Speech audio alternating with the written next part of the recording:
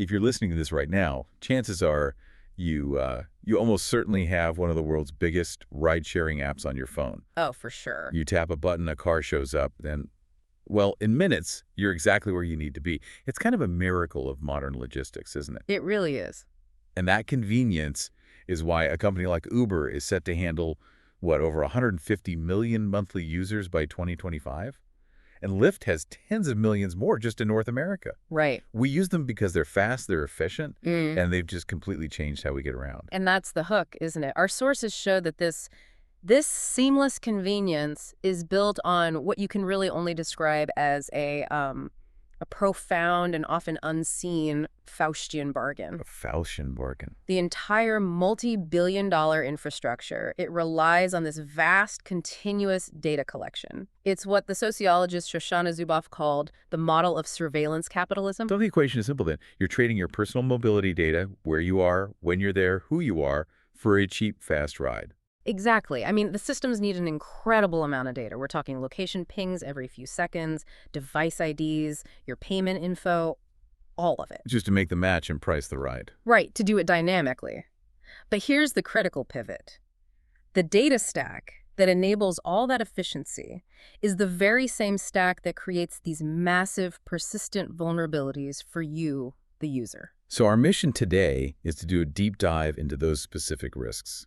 We're going to unpack how this persistent location tracking and the sale of your data to these opaque third parties and some pretty undeniable gaps in driver vetting all combine. And they amplify these real everyday nightmares like algorithmic discrimination and pervasive surveillance. It's the unseen cost of the ride. Okay, let's unpack this. Let's start with the basics. The technical data these apps need to function, and then how quickly that necessary collection slides into, well, dangerous overreach. Okay, so when you hit request, the app absolutely must have your real-time GPS data. Right. That's non-negotiable. It's non-negotiable. It needs to calculate a precise ETA, it needs to track the driver, and it needs to make sure you've been charged correctly for the route you actually took. Our sources confirm this functionality generates geofence data, your coordinates, at very frequent intervals, sometimes as often as every 5 seconds during the trip. That makes perfect sense. I mean, that's the functionality we're actively paying for. But you mentioned overreach. So where does the technical need stop and the inherent risk begin? The risk begins with persistence and scope. The gold standard for ethical data handling is something called data minimization. Only collect what you absolutely need for the task at hand. Exactly. Only what's essential. But ride-sharing companies have historically shown a pattern of collecting way more than that. Research in the past has shown, for example, that one major app tracked user location even after the ride was over. Wait, after the ride? Or even when the user was actively using a competitor's app. So it wasn't just tracking the movement of the car. It was tracking the user, full stop, regardless of whether they were even in a vehicle or not. That sounds less like logistics and a lot more like continuous involuntary surveillance. It is. And while they've faced legal challenges and they've had to alter policies because of public scrutiny, the data itself, it persists in this really foundational way. How so? Just think about your trip history or past rides section in the app. That complete log origin, destination, the exact route, the timestamps, it's all stored indefinitely on company servers. Indefinite retention. That's a powerful and slightly terrifying concept. So if it's stored indefinitely, does that mean if there's a huge data breach 10 years from now, my routes from today could still be exposed? Precisely. That is the long tail of risk. This indefinite retention creates a really detailed pattern of life record. A digital profile of your habits. A highly accurate one. Your frequented locations, your work, your home, friends, doctors. It fundamentally contravenes any reasonable principle of data minimization. Okay, so let's simplify the core tension here. The convenience, the quick ride, it relies on fusing three things: your geolocation, your personal identity, and your payment info. Yes. You said that fusion is what creates the externality. For our listener, what's the simplest way to explain that? What's the single biggest risk in combining those three data points? The simplest way to put it is this. The functionality is the product. The technical side needs that continuous geolocation, your identity, and your payment details just to work. Right. When you combine those three, you generate behavioral data that is hugely valuable, and it exists long after you've left the car. Location, quite literally, equals product. And the externality. The externality is the hidden cost, it's the privacy loss, the potential for misuse, and it's paid by you, even though the companies are the only ones profiting from it. And once you establish that your location is a highly valuable product, well, the next logical step is monetization. And here's where it gets really interesting.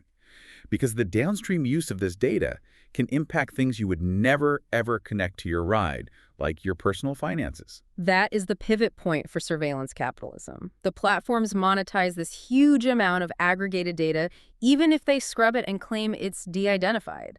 Right. They partner with some of the biggest names in the data economy: data brokers, ad tech giants, Oracle Data Cloud, Axiom, Google Ads. I get targeted advertising. I search for dog food, I see dog food ads. But how does the data broker model work when the product is just my travel route? So they aggregate your trip histories, your timestamps, device IDs, demographics, and they funnel all that to these partners.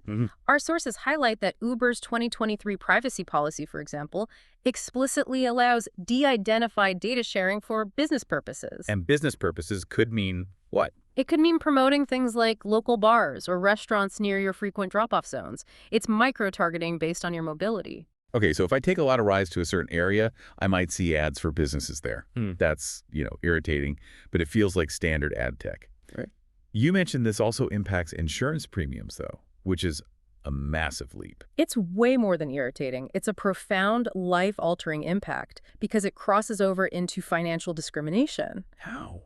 Insurers, like Progressive, for example, they purchase these aggregated mobility data sets. They aren't looking at your driving, they're inferring risky behavior based on your trip data as a passenger. Wait a minute. Isn't linking my totally passive travel habits to my insurance premium a huge ethical and legal leap? How can they possibly justify that? They hide behind what they call actuarial models. Which is just a fancy way of saying they're judging my future financial risk based on where I went last year, right? Exactly right. If the data shows frequent late-night rides or patterns of drop-offs near bars or in what they deem high-crime areas, that profile gets flagged by the model as potentially higher risk. So they build a risk profile.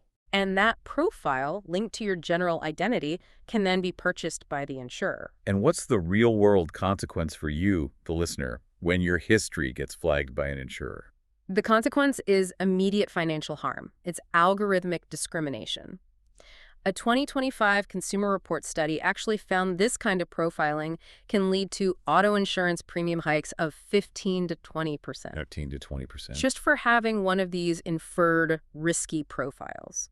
So you end up paying hundreds more a year for something you need, like auto insurance, simply because of your historical mobility patterns from an app you use for convenience. Your travel history becomes a verifiable financial liability. That is genuinely astonishing. I mean, we're essentially being penalized for where we live or what time we leave the house. Beyond the financial harm, let's shift to physical safety. You call this combination of data access and operational gaps the stalking factor. Yes. It's probably the most acute risk in this model. First, we have to talk about the vetting gap. The background checks. Right. Traditional taxis often require fingerprint-based background checks, those tied directly into local and federal police records. Ride-sharing platforms, though, have historically relied on less stringent periodic database checks, often through third-party services. Which means they could miss criminal records from other states or miss new developments that happen between those periodic checks? Precisely. That's the safety deficiency. Now, you centralize that deficiency with the data stack we've been talking about, and you create the vector. Okay, explain the vector. So while a driver might not see your permanent address after the ride, before the ride, a malicious driver or even a rogue internal employee can access sensitive rider data. Like what? Your full name, your photo, your phone number. That combination of driver access to personal info and the centralized persistent trip history database, it creates a very concrete physical safety threat. And we have concrete, tragic evidence of this. We do. ACLU data from 2024 shows that 30% of reported app-based assaults involve some form of location misuse, but the threat is often internal, too. The severity of misuse comes from the centralized power of the data. Just think back to Uber's GodView tool in 2014. GodView. It allowed executives and employees to track journalists, celebrities, even former romantic partners in real time just by typing their name into the system. That is chilling. So that wasn't a hacker from the outside. That was a misuse of an internal tool designed to give them omniscient tracking power over their own users. And it demonstrates that when you centralize data like that, it creates temptation. Then you have the 2016 incident. Uber paid hackers $100,000 to delete data and keep quiet about a breach. A breach that exposed how many people? The information of 57 million users and drivers. And they concealed the breach entirely. Why was that so pivotal that it resulted in a massive, $148 million state settlement? The settlement wasn't just for the breach itself, it was for the corporate cover-up. The intentional concealment of a significant data exposure that put millions of people at risk. It showed a systemic lack of prioritization of user safety over corporate reputation. It just demonstrates that when your profit is tied to data collection, transparency and security often suffer. Beyond the physical harm, you also mentioned a huge psychological cost that's actually changing how we navigate public space. We call that the chilling effect. When users know their mobility data is being permanently tracked and stored, they start to alter their behavior. Oh, so? They might avoid sensitive locations like political gatherings, protests, certain clinics, or support groups out of fear that their data might one day be subpoenaed or, misused against them. So this normalization of surveillance is actually changing how we participate in public life and exercise our own autonomy. Absolutely. A 2025 study linked app usage to elevated stress, with a quarter of riders reporting something called location fatigue. Location fatigue. It's the psychological burden of feeling like you're under constant, persistent monitoring. It's like Foucault's panopticon users self-censor and feel watched, even if they aren't actively being looked at, simply because they know the mechanism exists. I have to admit, hearing that makes me want to start walking everywhere. It's a very real psychological weight that we didn't have to carry when we hailed a taxi 10 years ago. Yeah. With risks this systemic, Yeah. regulation has to step in, but we know the legal framework is just struggling to keep pace globally. That's the regulatory lag. Traditional transportation laws were built for, physical infrastructure and licensing, not for these massive cloud-based data pipelines. And that's why we see such a patchwork approach. A huge global patchwork, yeah. Especially when you contrast the US and the EU. Right. The EU, with GDPR, seems to have given regulators some real teeth when it comes to location tracking. They have. They've established a really powerful baseline. GDPR requires explicit, informed consent for this kind of persistent tracking, and it mandates data minimization. And we've seen that in action. We saw the true impact in 2023 when Uber faced a hefty $290 million fine for specific geolocation breaches in the EU. Those strong principles directly challenge the assumption that this continuous, indefinite data collection is just a mandatory feature of the business model. And meanwhile, in the U.S., enforcement is much more reactive, more segmented by state. Correct. We don't have a comprehensive federal privacy law, so enforcement is driven largely by state attorneys general and the FTC. For instance, California issued about $92 million in fines against Uber in 2024 for privacy violations. And the FTC is getting involved. The FTC has also been active, forcing actions against data brokers that sell sensitive location inferences, which signals that they recognize that downstream harm we talked about, like the insurance profiling. This sounds like a problem that fundamentally needs systemic regulatory solutions. But for you, the listener who just needs to grab a ride home tonight, what practical, actionable steps can you take right now to mitigate your own personal risk? You can significantly reduce your exposure, by up to 40 to 60% with just a few deliberate steps. Okay. The first one is critical. Limit your app permissions. Change the app's location setting from the default, which is always allow, to only while using. That's a big one. It's huge. It ensures that the moment you end the ride, that continuous GPS trace stops, even if it adds a tiny bit of friction when you reopen the app later. That friction is absolutely worth the privacy gain. Okay, what's the next layer of defense? Review your privacy settings often. Go in there and revoke unneeded permissions that you might have granted initially for an improved experience, especially access to your microphone, your photos, or your contacts. Those permissions often serve data harvesting purposes far beyond what's required for a simple ride. And since we established that the risk is in that fusion of identity and payment, your phone number and credit card being linked to your route, is there any way to break that connection? Yes. For the highly privacy-conscious user, you could consider using a dedicated payment method like a prepaid debit card or a virtual credit card linked only to the rideshare app, not your primary bank card. And some users even employ a burner phone number or a VoIP service like Google Voice specifically for their rideshare accounts to shield their main personal number from drivers and the internal system. Those are really robust, actionable steps. But zooming back out, What systemic change needs to happen to fix this core vulnerability beyond just reacting to breaches and fines? Well, the industry needs a paradigm shift toward privacy by design. Platforms must default to ephemeral, trip-only geolocation collection. Meaning the data just vanishes. It means the data expires and is destroyed after a very short retention window, unless there's an ongoing dispute or something. And secondly, regulators have to step in and formally define and protect sensitive location categories. Well, what did that include? Think healthcare clinics, domestic violence shelters, political gathering spots, and they need to explicitly prohibit the sale or use of mobility data that reveals visits to those places. And that requires legislation, not just internal company policy. So to pull this back to the big Yeah. picture, what does this all mean? It means that the convenience we celebrate, this ride-sharing miracle, is fundamentally dependent on industrial-scale data extraction.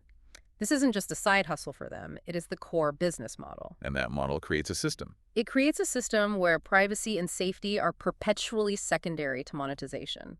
The risks we've talked about, the insurance discrimination, the internal misuse, the physical safety gaps, they aren't isolated bugs that can just be patched. They are embedded features of a system designed for continuous data harvesting. So a truly ethical future for mobility would require a fundamental departure from monetizing user data and a move toward privacy by design, which would have to be enforced by robust regulation. Exactly. Until that happens, the system just remains a massive, indefinitely stored database of your life, available to hackers, internal abusers, and third-party data brokers. We've established that your historical mobility data can be leveraged by insurers to set your premiums, effectively turning your travel patterns into a financial risk assessment. So this raises a crucial question we have to consider moving forward. What other essential services like applications for housing, employment background checks, or even access to sensitive healthcare networks are currently building algorithms based on your historical mobility data without your explicit knowledge? And what happens when the very places you travel become a financial or social liability that dictates your access to opportunity? That is the real consequence of the unseen cost of the ride.